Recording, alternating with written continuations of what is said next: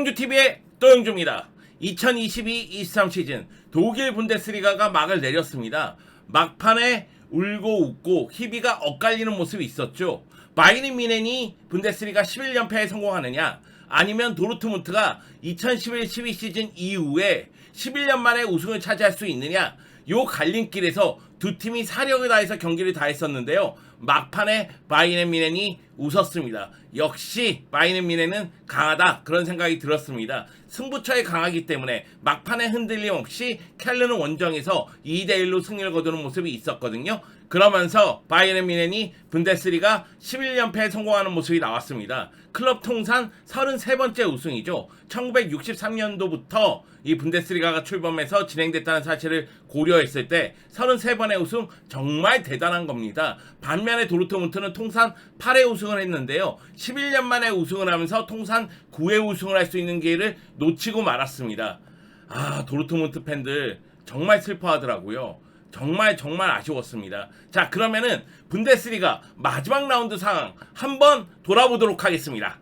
흥미로웠던 점은 뭐냐면은 바이에른 뮌헨과 도르트문트가 1위, 2위 자리를 엎치락뒤치락 하면서 계속해서 순위 싸움을 했다는 거예요. 그리고 나서 33라운드에서 바이에른 뮌헨이 라이프치히에게 패배를 당합니다. 반면에 도르트문트는 아우크스부르크에게 승리를 거뒀죠. 그러면서 도르트문트가 1위로 올라갔고요. 그리고 바이에른 뮌헨이 2위로 내려왔습니다.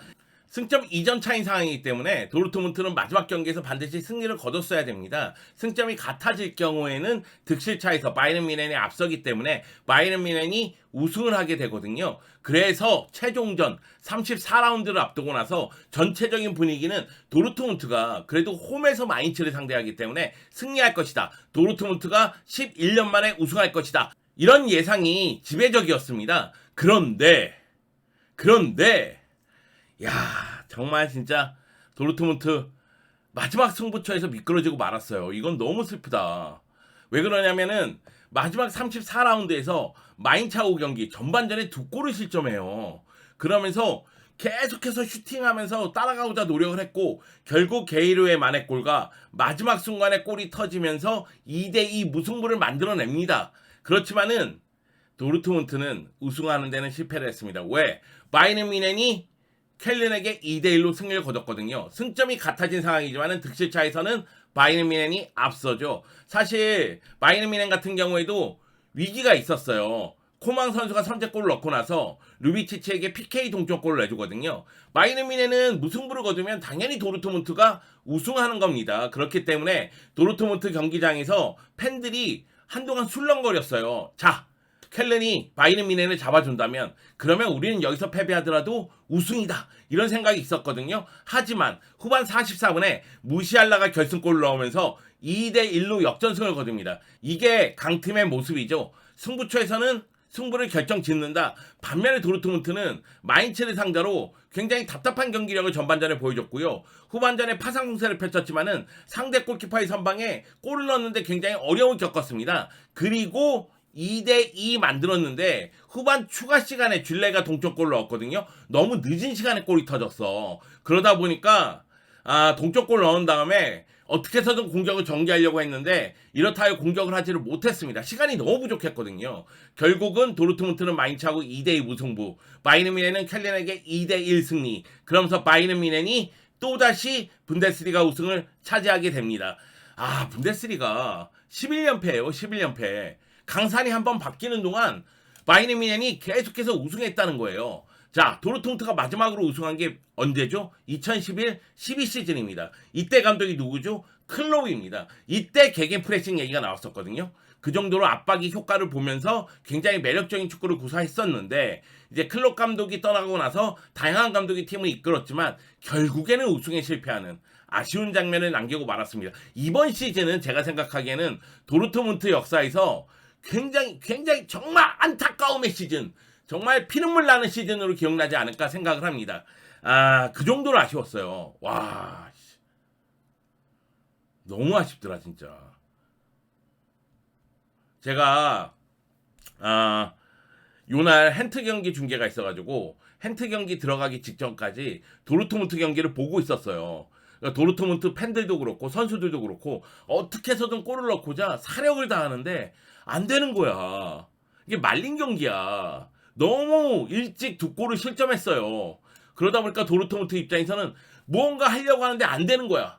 안타까움이 크더라고요. 반면에 바이에른 뮌헨은 마지막 순간에 도르트문트가 미끄러준 덕분에 분데스리가에서 11시즌 연속으로 우승을 차지하는 데 성공을 했습니다.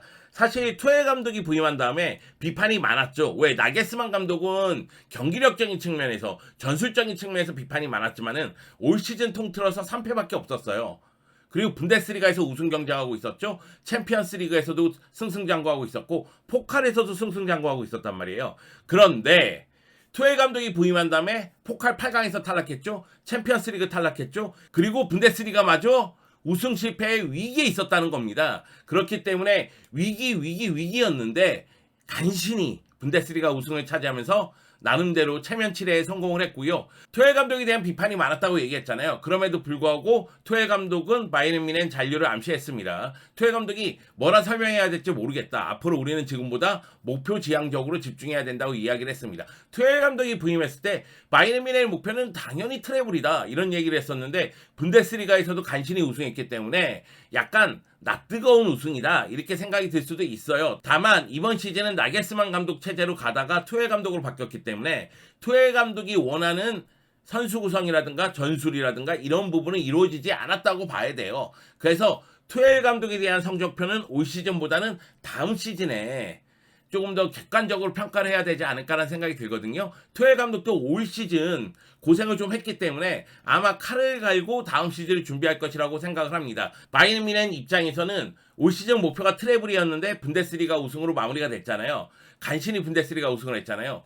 책임 소재는 따라야 될 거 아니에요? 그래서 올리버 칸 CEO하고 하산 살리하미지치 단장이 경질이 됐습니다.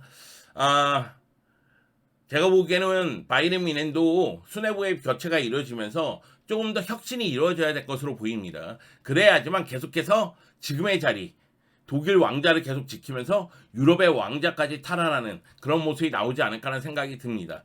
사실 이번 시즌은 역대급 우승 경쟁이었습니다. 24라운드부터 34라운드까지 11라운드 동안 순위 바꿈이 5번이나 있었어요. 역대 최대라고 하죠. 그만큼 오늘 1위가 바이에른 뮌헨이라면 내일 1위가 도르트문트다 이렇게 얘기해도 과언이 아닐 정도의 순위 바꿈이 있었습니다. 이렇게 순위가 바뀌어진 이유는 도르트문트가 후반기 완전히 살아났기 때문에 그래요. 네, 도르트문트는 부상 선수들이 돌아오고 그리고 전체적으로 힘을 발휘하면서 전반기에는 6패였는데 후반기에는 1패밖에 없었거든요. 반면에 말씀드렸다시피 바이에른 뮌헨은 감독도 교체를 하면서 후반기에 미끄러지는 장면이 있었습니다. 전반기에는 1패밖에 없었지만은 후반기에는 4패나 있었습니다. 그러다 보니까 도르트문트하고 바이에른 뮌헨이 계속해서 경쟁을 할 수 있는 상황이 된 거죠.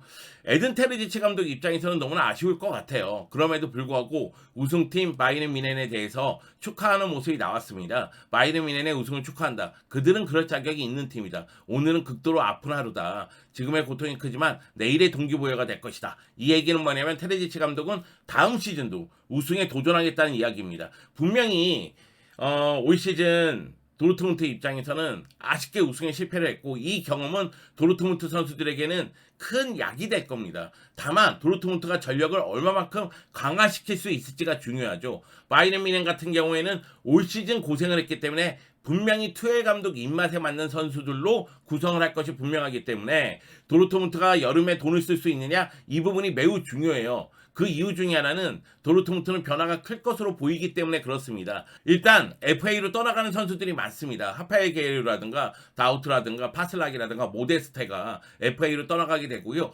그리고 팀의 중심이라고 할 수 있는 주드 벨링엄이 레알 마드리드하고 연결이 되고 있고 지금 분위기로 봐서는 레알 마드리드로 이적을 할 것으로 보입니다. 그렇기 때문에 도르트문트는 어쩔 수 없이 다음 시즌에 전체적인 선수단의 물갈이가 일어날 것 같아요. 여러분은 올 시즌 누가 우승하기를 바랬나요? 저는 개인적으로는 도르트문트가 우승하기를 바랬었거든요. 10년 했으면 많이 먹었다 아니가? 이런 생각이 좀 들었었고 또 하나는 마르코 로이스 때문에 그래요. 마르코 로이스가 2012년에 메넨글라드바흐에서 도르트문트로 이적을 했는데 그 다음에 리그 우승을 도르트문트가 못했거든요.